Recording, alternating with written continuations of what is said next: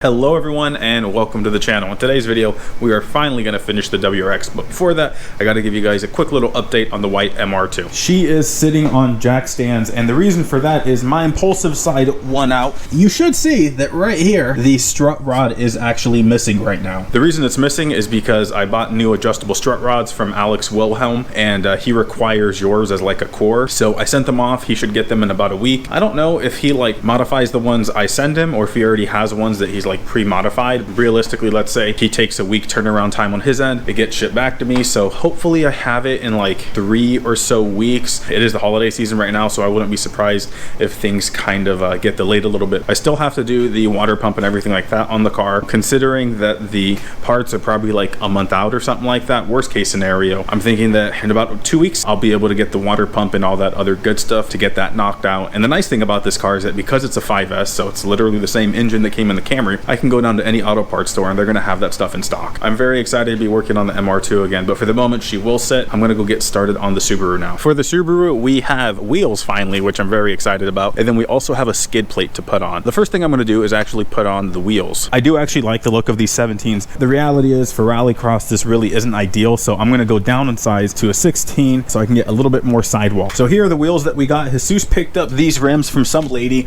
who actually had them sitting for like 2 years. No one wanted to buy them from her, probably because she was asking too much at the time. She eventually came down in price to something that was reasonable, and then we ended up just buying some cheap snow tires online. We did potentially think about getting some like rally tires. The WRX is actually all stock at this point besides a catback exhaust and intake. So the class that we'll be running it in for rallycross, it wouldn't allow rally tires. So the next best thing is some cheap winter tires. And there's one other thing that I'm excited to announce, which is super cool in my opinion, and that's actually Super Clean. So they sell cleaning products, like right here is wheel cleaner. They also have some engine degreaser. The reason I mention them is that about 2 months ago now, they sent me out some product and they were just like, hey, if you like our stuff, you know, give us a shout out. The reason why I didn't mention it sooner is that, well, I actually wanted to use the stuff and I've been happy with it, which is why I'm mentioning it here. So huge thank you to them for sending out some product. We're a small channel, so the fact that a big company who sells some good stuff is willing to support us is something I'm very happy and excited about. We're gonna use some of their stuff right now to clean the rims. I actually did this one just to show you, like, I guess what it can look like. It's not perfect because, well, that's my fault for being a little lazy, but it got it a lot better because here is how this one looked. There is a lot more grime on there.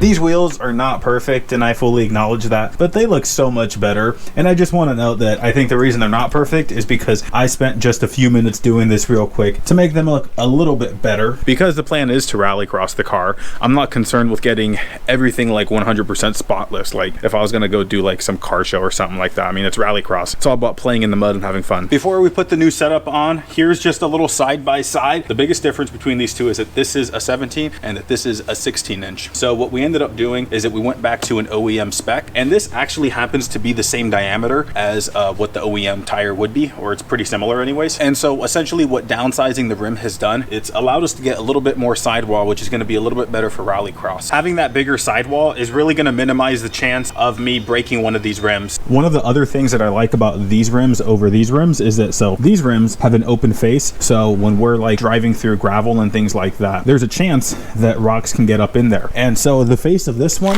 is not as open, so that minimizes the chance of like rocks getting passed in there and like getting caught in the brakes and stuff like that. Overall, I'm actually really happy with the setup that Jesus and I managed to figure out for this car. I did actually want to go to 15s though, just to be honest with you guys, but that really wasn't going to work because on our car we would have had to either buy really expensive aftermarket rims or switch out to different brake calipers, and I just wanted to keep things simple, so this was the right call. And here's one last little walk around so you guys can see how it looks with the current setup and everything. I do think we're going to sell these wheels, so if anyone's interested, shoot me a message on Instagram or something and we could probably work something out. Well, let's get those things on.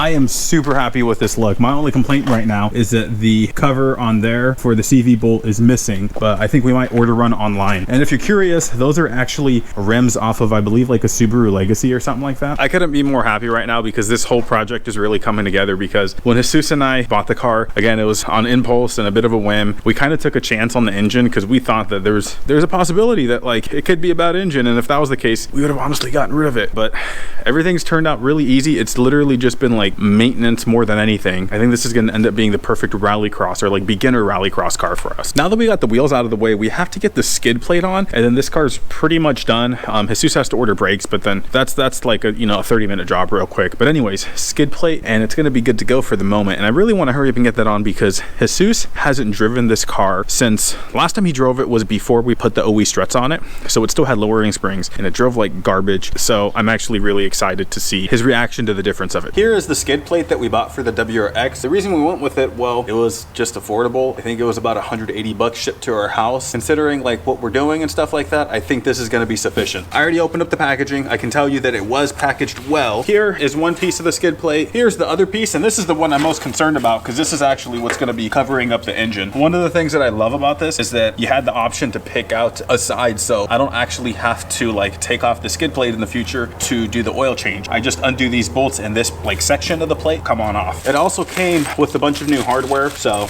that will make it super easy. The plate doesn't come with any instructions, but it seems like it should be relatively straightforward because it's supposed to be designed to fit into like the OEM mounting locations. All right, so it looks like everything's lining up relatively okay right now. I'm kind of confused about this second plate though. What are your thoughts on the wheels, Jesus? They look as good as I thought they would. No, they look really, really, really good. Looks like you cleaned them up a bit too. Oh yeah, you noticed? Yeah. So yeah, we're actually doing the skid plate right now. Right now, I'm a little confused because things aren't really lining up well. I thought this was going to be like attached to the bumper and then would come back and attach here, but none of the holes are lining up for the front bumper. The front of the skid plate right here, these holes don't line up, and the reason I think they don't line up is actually because the bumper's been scraped, so everything's just kind of tweaked and out of alignment. And what kind of further suggests that is that if you look right here, you can see the bumper's actually sticking out a little bit. We were able to mess with it, and we think we can get the middle three lined up, which is going to be good enough. Once we get this on there, we'll slide this thing too, and then we'll kind of bolt it in place.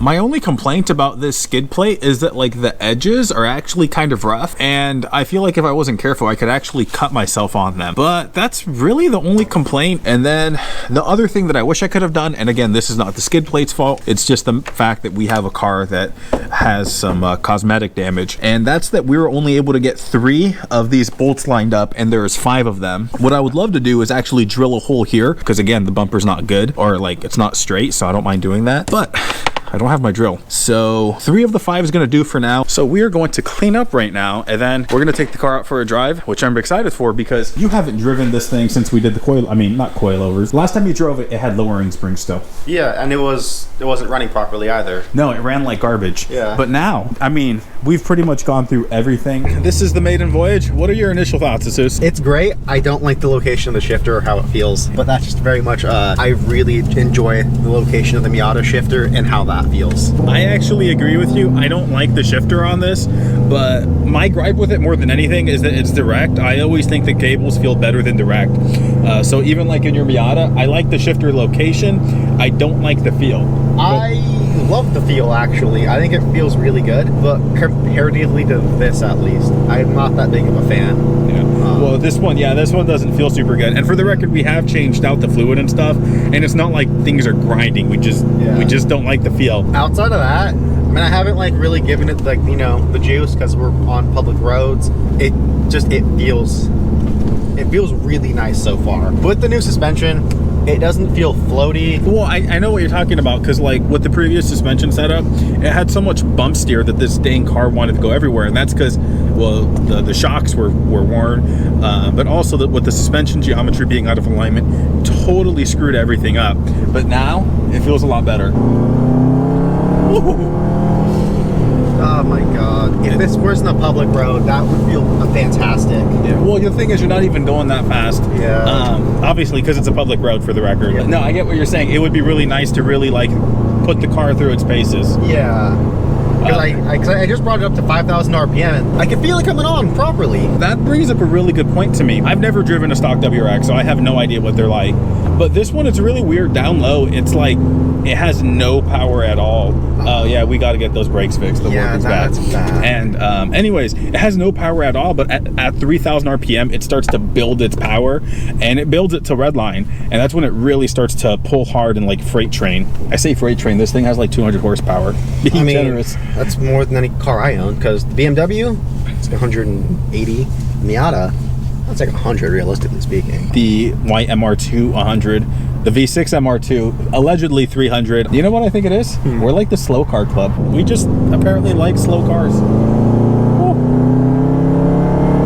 Don't get us in trouble, man. I don't plan on. I'm just getting up to speed. That's what you call up to speed, huh? Yeah, actually I do. I think 50 to 60 on this little back road is very reasonable with weather like this.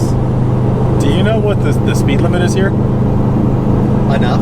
I'm not going to say it on camera because I don't want you getting in trouble, but that's significantly speeding.